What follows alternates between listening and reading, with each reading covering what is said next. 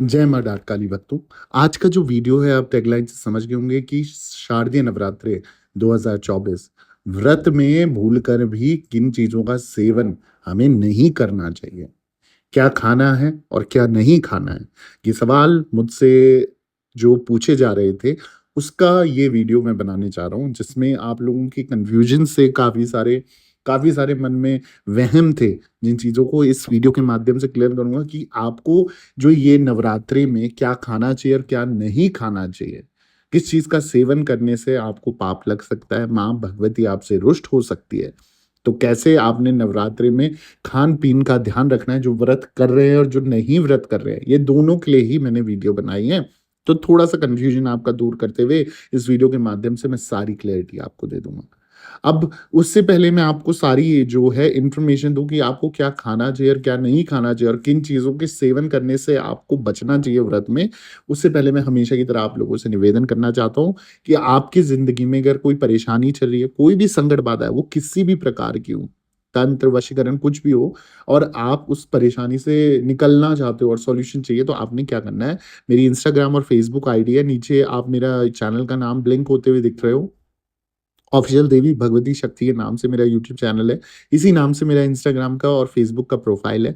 वहां अपॉइंटमेंट लिख के मैसेज कीजिए। एक छोटी सी अमाउंट पे करने के बाद आप टाइम बुक कराइए। निर्धारित समय पे दिए गए टाइम पे मैं आपसे स्वयं इंस्टा कॉल या फेसबुक कॉल के माध्यम से बात करूंगा और जो भी प्रॉब्लम होगी डिस्कस करके 101% गारंटी के साथ आपको आपकी परेशानी का हल दूंगा, समाधान दूंगा। अब जल्दी से आ जाते हैं वीडियो पे। तो जैसे मुझसे पूछा जा रहा था, गुरुजी हमें व्रत में भूलकर भी कौन सी चीजों का सेवन नहीं करना चाहिए और क्या खाना चाहिए, क्या नहीं खाना चाहिए। मैं आपको बता दूं, जो हिंदू धर्म है ना, हिंदू धर्म में नवरात्रि उत्सव का बेहद खास महत्व है। देश भर में शारदीय नवरात्रि उत्सव का जश्न एक अलग ही अंदाज से मनाया जाता है। हर साल आश्विन मास के शुक्ल पक्ष की प्रतिपदा तिथि से शारदीय नवरात्रि की शुरुआत होती है। इस साल ये तिथि जो है अक्टूबर महीने की 3 तारीख से पड़ रही है, यानी कि 3 अक्टूबर 2024 से शारदीय नवरात्रि शुरू हो रहे हैं। यानी जो शुरुआत होगी वो 3 तारीख को होगी और ठीक 9 दिन की नवरात्रि होती है।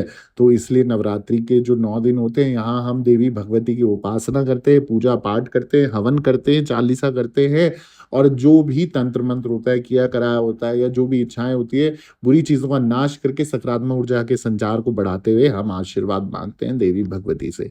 इसमें हरियाली का होना और घट स्थापना का करना बेहद जरूरी है। और एक तरीके से वरुण देव की स्थापना हो रही है उसमें, घट स्थापना में, तो वो भी आपने ध्यान रखना है। दूसरा, हरियाली आपको जरूर उगानी है। जो व्रत कर रहे हैं ये उनके लिए है, घट स्थापना व्रत वाले बच्चे करेंगे, और जो नॉर्मल है वो इच्छा अनुसार अपने कर सकते हैं, नॉर्मल पूजा भक्ति कर सकते हैं। पर जो पूजा पाठ उपासना कर रहे हैं भगवती की 9 दिन तक, तो खान पान का इसमें मेन परहेज है। मेन परहेज मतलब ज्यादा कोई हार्ड परहेज नहीं है, परंतु परहेज है। ठीक है। तो जैसे शारदीय नवरात्रि का ये उत्सव जो है पूरे 9 दिन तक मनाया जाएगा, हम सबको पता है, कई जगह अष्टमी और कई जगह नवमी है, जिसमें माँ दुर्गा के अलग अलग 9 स्वरूपों की पूजा की जाती है। माना जाता है कि जो व्यक्ति पूरे 9 नवरात्रे का व्रत कर माँ दुर्गा की विभिन्न रूपों की पूरे विधि विधान से पूजा करता है ना, उसकी झोली माता खुशियों से भर देती है, साथ ही व्यक्ति के सभी कष्टों का नाश भी करती है।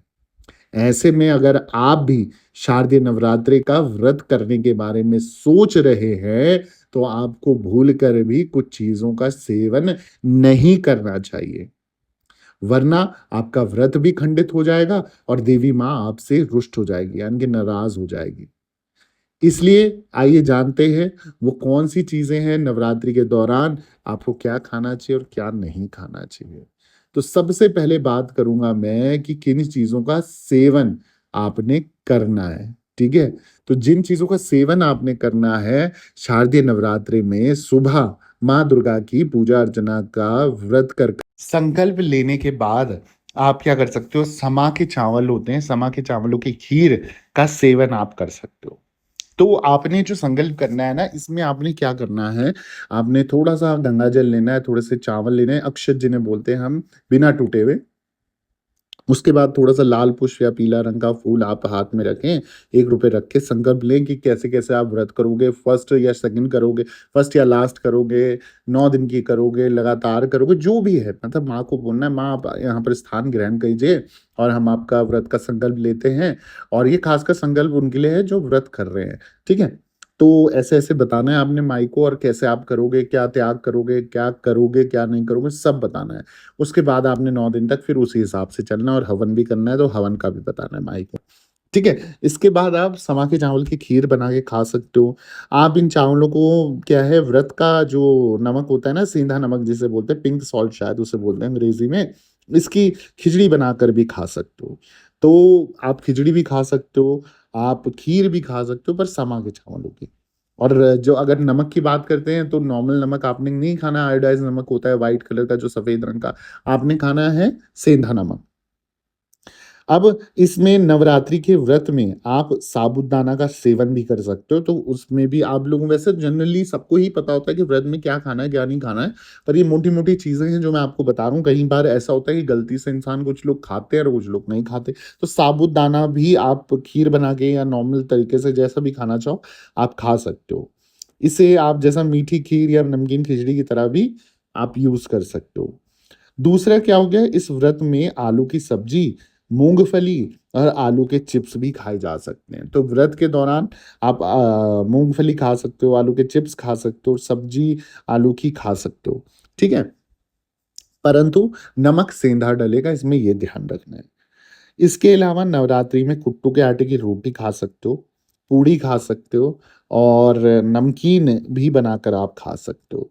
तो ये चीज़ें आपने ध्यान रखनी, कुट्टू के आटे का आप प्रयोग कर सकते हो, समा के आटे का प्रयोग कर सकते हो, साथ ही साथ आप फलों का सेवन भी कर सकते हो। तो फलों की भी मनाही नहीं है इस व्रत पे, तो जो लोग बड़े-बूढ़े रखना चाहते हैं, बीमार नहीं है, जो बीमार है वो ये चीज़ों का सेवन कर सकते हैं, साथ में व्रत कर सकते हैं। साथ ही साथ आप क्या कर सकते हो इस व्रत में गाय का दूध, घी और दही इन चीज़ों का भी सेवन कर सकते हो। तो देखो माई ने कितनी सारे आपके ऊपर परोपकार करे हैं भई, आपको ज़्यादा भूखा भी नहीं रहने देगी माई और उसके हिसाब से आप इन चीज़ों का ग्रहण कर सकते हो। जो लोग व्रत अब उम्र हो जाती है, कई लोगों को माँ की भक्ति करते हुए कई साल हो जाते हैं, तो व्रत वो छोड़ना नहीं चाहते। तो उन लोगों के लिए ये बहुत अच्छी चीज़ है कि इन चीज़ों का सेवन करते-करते वो व्रत के नाम पर पूजा-पाठ और हवन, चालीसा ये सब कर सकते हैं। अब किन चीज़ों से आपने दूरी बनानी है, ये भी बताना ज़रूरी है क्योंकि गलती कुछ भी हो सकती है।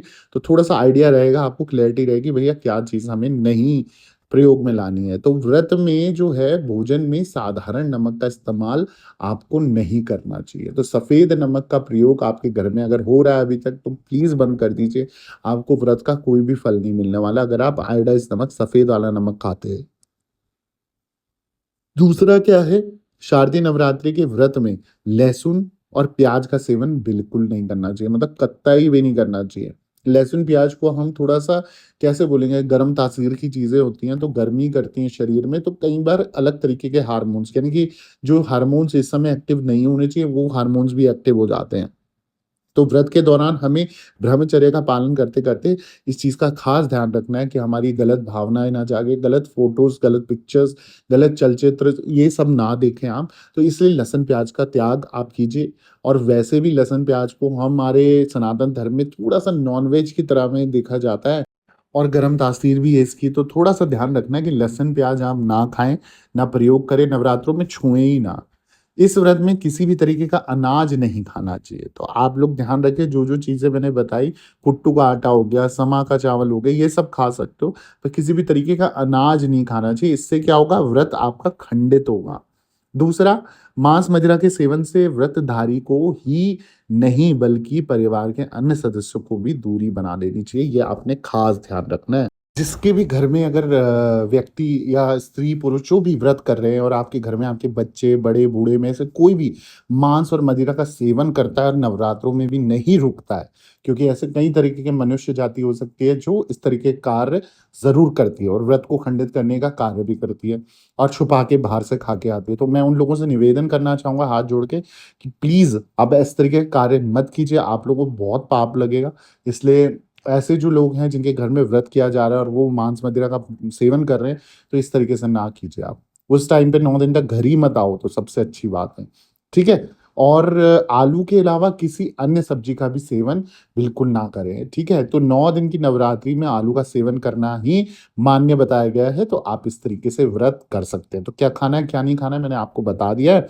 बाकी आप को अगर मेरी वीडियोज़ अच्छी लग रही हैं, तो प्लीज़ मेरे चैनल को सब्सक्राइब कर दीजिए, वीडियो को लाइक कर दीजिए, ज़रूरतमंद लोगों के साथ शेयर ज़रूर करना, कमेंट में जय माता दी ज़रूर लिखें, दरबार से बने रहें। सभी भक्तों को जय माता दी, जय माता काली।